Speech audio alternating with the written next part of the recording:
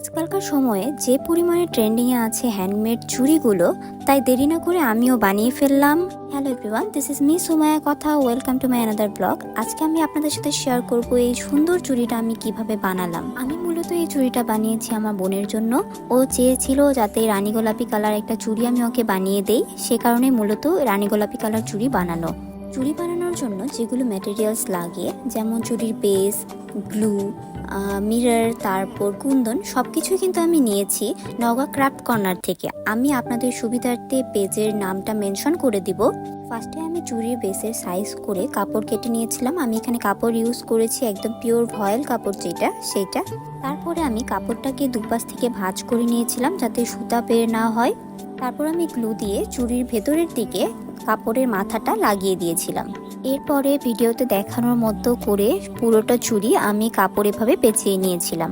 কাপড়টা লাগানো হলে ফিনিশিংটা সুন্দর হয়েছে কিনা চারিদিকে সুন্দরভাবে ঘুরিয়ে ঘুরিয়ে দেখে নিচ্ছিলাম। দেন চুড়ির দুপাশে লাগানোর জন্য আমি এই পার্ল চেনগুলো ইউজ করেছিলাম। এটাও কিন্তু আমি সেম পেজ থেকেই নিয়েছি। চুড়ির এক পাশে সুন্দরভাবে লাইন করে আঠা দেওয়ার পরে আমি ওই পার্ল চেনটা সুন্দরভাবে লাগিয়ে দিয়েছিলাম। তার জন্য একটু অপেক্ষা করেছিলাম যাতে আঠাটা শুকিয়ে যায়। হালকা আঠা শুকানোর পরে যদি এই পার্ল চেনটা দেই, সেক্ষেত্রে পার্ল চেনটা সুন্দরভাবে অ্যাটাচ হবে, তাছাড়া বারবার খুলে যাচ্ছিল।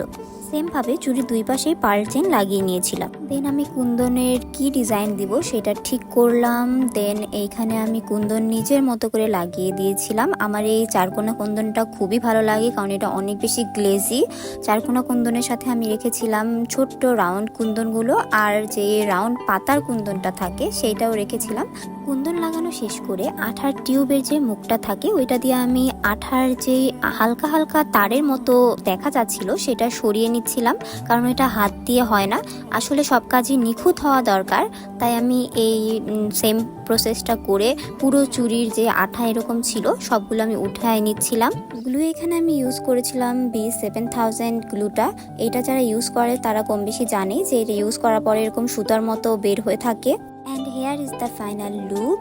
সবাই জানাতে কিন্তু ভুলবেন না কেমন লেগেছে আপনাদের কাছে। আমার কাছে কিন্তু মাশাআল্লাহ খুবই সুন্দর লেগেছে। গর্জিয়াস একটা চুড়ি। আমার বোন ঠিক এমনই চেয়েছিল। আমি এখন পর্যন্ত ওকে দেখাইনি বা বলিনি আমি ওর জন্য এই চুড়িটা বানিয়েছি। আপনারা চাইলে আমার কাছে থেকে কাস্টমাইজ অর্ডার করে নিতে পারবেন, অথবা যদি মনে করেন নিজেরা বানিয়ে নেবেন, সেক্ষেত্রে কোন পেজে আপনারা সবগুলো প্রোডাক্ট সবগুলো ম্যাটেরিয়ালস পাবেন আমি সেটা মেনশন করে দিচ্ছি। আশা করছি আপনারা সবাই আমাকে অনেক সাপোর্ট করবেন। সবাই ভালো থাকবেন, সুস্থ থাকবেন। আল্লাহ হাফেজ।